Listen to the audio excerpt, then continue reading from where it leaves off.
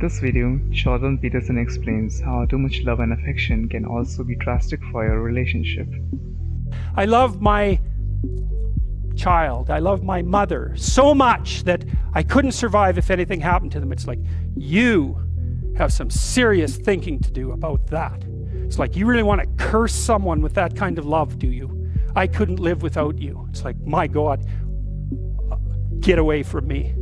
Really, it's terrible. That's the Oedipal mother, right? That's like, I'll forgive you no matter what you do. It's like, really?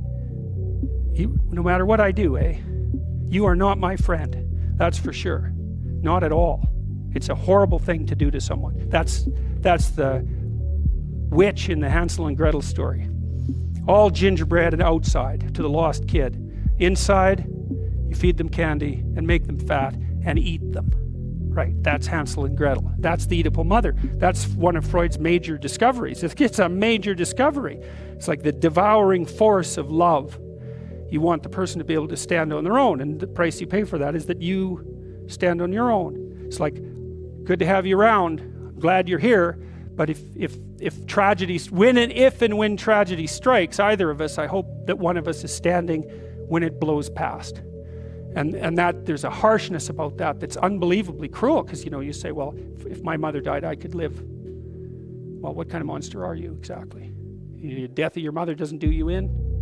Well, it turns out that being a monster is the right thing. So, and that's a rough thing to learn, but it's necessary to learn, because it also makes you, at some point, for example, as you get older, by the time you're in your mid-20s, something like that, you should start having a relationship with your parents that's approximately one of peers.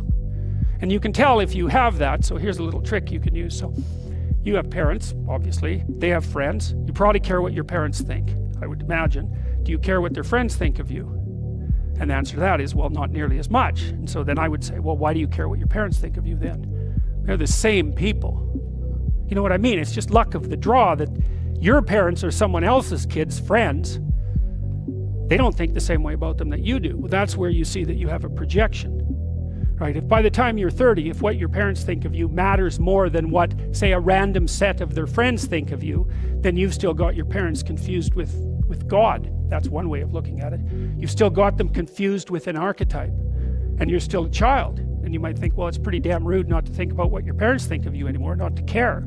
It's like, yeah, it's kind of rude, but maybe you'll be useful for them when they get old. And that's a much better form of caring. It's like you're going to be independent enough and strong enough and detached enough so that when the power dynamic shifts, which it will, that you'll be the person that can carry things forward. If you found the video useful, make sure to like, share and subscribe. Until then, see you later.